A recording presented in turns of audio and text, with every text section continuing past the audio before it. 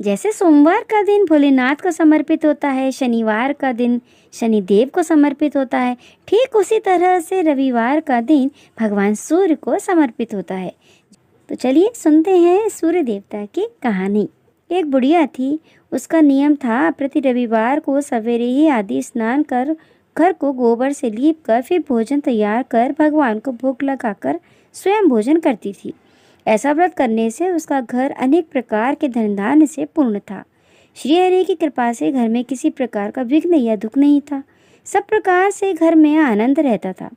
इस तरह कुछ दिन बीत जाने पर उसकी एक पड़ोसन, जिसकी गौ का गोबर वह बुढ़िया लाया करती थी, विचार करने लगी कि यह बुढ़िया रोज मेरी गाय का गोबर ले जाती है, इसलिए अपनी गाय को घर के भीतर बांधने लग गई। बुढ़िया को गोबर न मिलने पर रविवार के दिन अपने घर को न लीप सकी, इसलिए उसने न तो भोजन बनाया न भगवान का भोग लगाया तथा स्वयं भी उसने भोजन नहीं किया। इस प्रकार उसे निराहार व्रत किया। रात्रि हो गई और वह भूखी सो गई। रात्रि में भगवान ने उससे स्वप्न दिया और भोजन न बनाने तथा लगाने का कारण पूछा। बुढ़िया ने गोबर न मिलने का कारण सुनाया। सूर्य भगवान ने कहा, हे माता, हम तुमको ऐसी गाय दे देते हैं जिससे सभी इच्छाएं पूर्ण होती हैं, क्योंकि तुम हमेशा रविवार को गाय के गोबर से लीप कर भोजन बनाकर मेरा भोग लगाकर खुद भोजन करती हो। इससे मैं खुश होकर तुमको वरदान देता हूँ। निर्धन को धन और बांझ स्त्रियों को पुत्र देकर दुखों को दूर करता हूँ तथा अंत समय में मोक्ष देता हूँ। स्वप्न में ऐसा वरदान देखकर भगवान तो अंतर्ध्यान हो गए और वृद्धा की आंख खुली तो वह देखती है कि आंगन में एक अति सुंदर गाय और बछड़ा बंधे हुए हैं। वह गाय और बछड़े को देखकर अति प्रसन्न हुई और उसको घर के बाहर बांध दिया और वहीं खाने को चारा दिया। जब उसके पड़ोसन बुढ़िया ने घर के बाहर एक अति सुंदर गाय और बछड़े को देखा तो वह उससे द्वेष करने लगी। उसका हृदय जल उठा और उसने देखा कि गाय ने सोने का गोबर किया है, तो वह उस गाय का गोबर ले गई और अपनी गाय का गोबर उसकी जगह रख दिया। वह नित्य प्रति ऐसा ही करती और सीधी सादी बुढ़िया को उसकी खबर नहीं होने देती। तब सर्वव्यापी ईश्वर ने सोचा कि चालाक पड़ोसन के कर्म से बुढ़िया ठगी जा रही है, तो ईश्वर संध्या के समय अपनी माया से बड़े जोर की आंधी चला दी। बुढ़िया ने आंधी के भय से अपनी गाय को अंदर बांध दिया।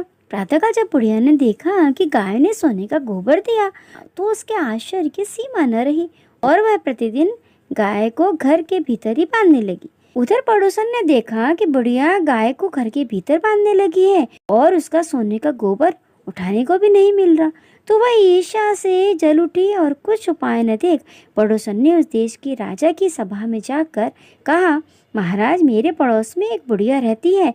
उसके पास एक ऐसी गाय है जो नित्य सोने का गोबर देती है। आप उस सोने से प्रजा का पालन करिए।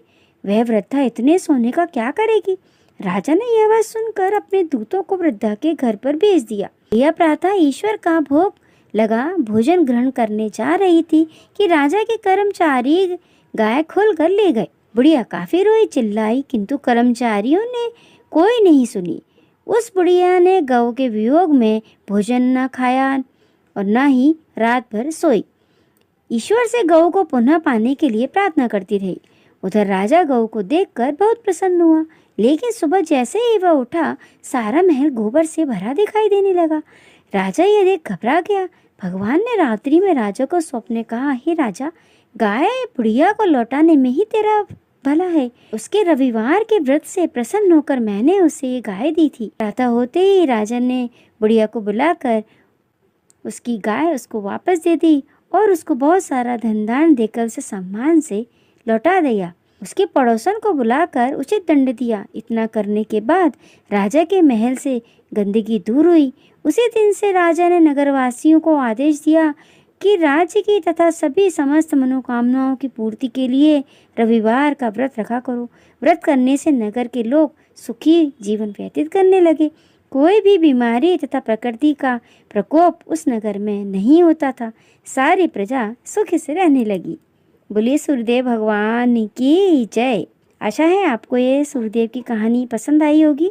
इस तरह नई नई कहानियाँ सुनने के लिए मेरे साथ जुड़े हैं।